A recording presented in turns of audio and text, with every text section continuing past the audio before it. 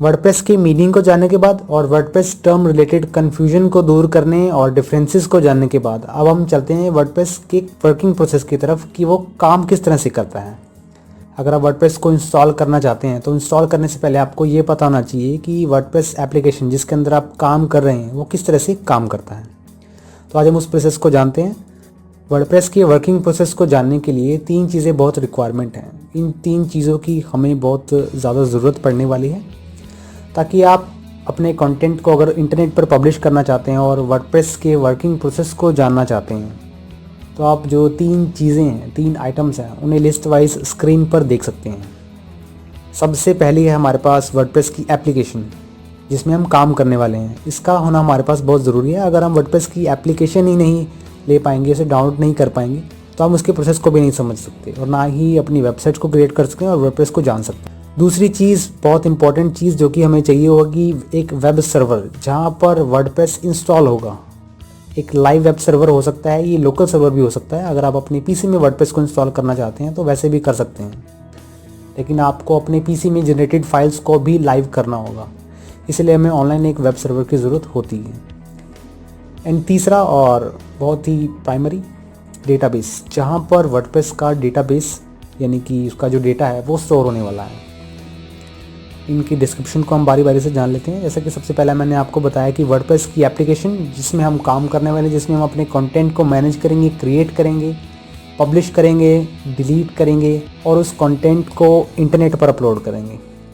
तो उसके लिए हमें वर्डप्रेस की एप्लीकेशन की रिक्वायरमेंट रहेगी। दूसरे नंबर पर वेब सर्वर जो कि PHP और MySQL को सपोर्ट करता हो और जहाँ पर वर्डप्रेस का जो डेटा है वो स्टोर होगा और रन होगा। तो ये हमारे पास वेब सर्वर की डिटेल्स। एंड थर्ड वन है हमारे पास डेटाबेस जहाँ पर वर्डप्रेस का डेटा स्टोर होगा। अगर आपने कोई कंटेंट पब्लिश किया वर्डप्रेस वेबसाइट पे और उस कंटेंट को किसी विजिटर ने देखा और उस कंटेंट को देखने के बाद उस विजिटर ने अगर कमेंट किया या कोई भी ऐसी एक्टिविटी की तो उसकी जो एक्टिविटी है वो वर्डप्रेस के डेटाबेस में स्टोर होती है ताकि आप उसे दोबारा भी यूज़ कर सकें।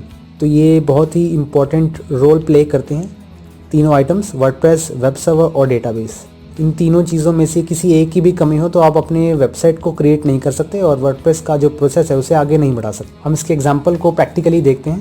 प्रैक्टिकली देखने के लिए सबसे पहले मैं आपको ये बताना चाहूँगा कि वर्डप्रेस एक ऐसा प्लेटफॉर्म है जो कि एक पब्लिशर जो कि कंटेंट को क्रिएट करता है वर्डप्रेस के थ्रू अपने उसे पब्लिश करने के लिए और इंटरनेट पर डालने के लिए, और एक विजिटर वो होता है जो आपके कंटेंट को ऑनलाइन किसी वेब ब्राउज़र के थ्रू चेकआउट करता है, उसे देखता है।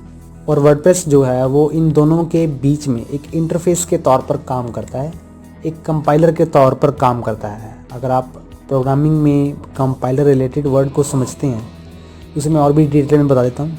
तो वर्डप्रेस एक इंटरफेस के तौर पर काम करता है जो कि आपके डेटा को प्रेजेंट करने में और ऑनलाइन लाने में हेल्प करता है ताकि एक पब्लिशर कंटेंट क्रिएट करे और विजिटर उसे देखे।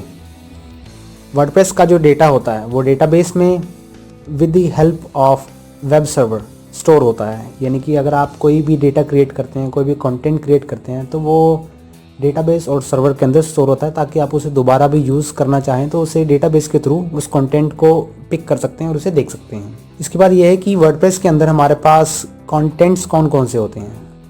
कंटेंट्स हमारे पास लाइन वाइज यहाँ पर स्क्रीन पर आप देख पाएंगे। सबसे पहले हमारे पास पोस्ट्स हैं, फिर हमारे पास पेजेस हैं एंड देन मीडिया आइटम्स। और इन तीनों आइटम्स का जो कॉम्बिनेशन है, इन तीनों आइटम्स में एक चीज़ बहुत ही कॉमन है कि इन तीनों आइटम्स में कमेंट्स ज़रूर होते हैं। Each contents have comments. अगर इन तीनों आइटम्स में कमेंट्स नहीं होंगी तो आप अपने वर्डप्रेस के अंदर एक विजिटर से कोई भी फीडबैक नहीं ले पाएंगे। दूसरे शब्दों में अगर वर्डप्रेस पर कोई भी इमेज है, कोई भी पेज है या कोई भी पोस्ट है तो वो उन तीनों के नीचे कमेंट कर सकता है। और इन तीनों आइटम्स की जो फंक्शनैलिटी है उसे हम थीम्स और प्लगइन्स के थ्रू इंक्रीज़ कर सकते हैं। यानी कि अगर आप किसी भी तरह का एडिशन करना चाहते हैं अपनी कंटेंट में या अपनी वेबसाइट में तो आप थीम्स एंड प्लगइन्स को यूज़ में ला सकते हैं ताकि आपका कंटेंट हेल्पफुल रहे, क्वालिटी वाइज बेटर रहे और देखने में भी अट्रैक्टिव रहे ताकि एक विजिटर को अपनी इन्फॉर्मेशन बहुत अच्छे तरीके से और प्योर इन्फॉर्मेशन वेबसाइट से मिल सके। तो ये कंटेंट्स हैं वर्डप्रेस के। वर्डप्रेस में इन सभी कंटेंट्स को यूज़ किया जाता है।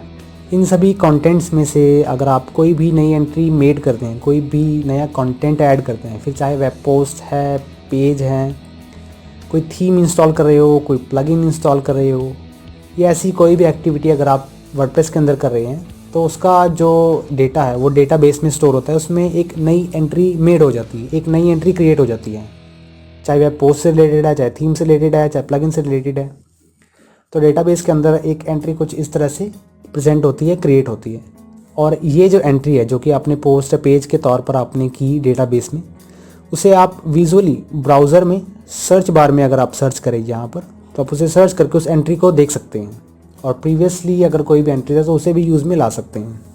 तो ये कंटेंट्स हैं वर्डप्रेस के और उसके वर्किंग प्रोसेस कि आप किस तरह से वर्डप्रेस में एंट्रीज़ होती हैं, कोई नया पेज ऐड होता है तो क्या होता है, कोई नई थीम इंस्टॉल होती है, एंड वर्डप्रेस काम कैसे करता है।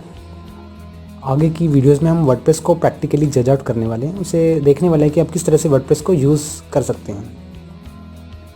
तो आज ही अपने वर्डप्रेस को इंस्टॉल करें और पब्लिश करना शुरू करें।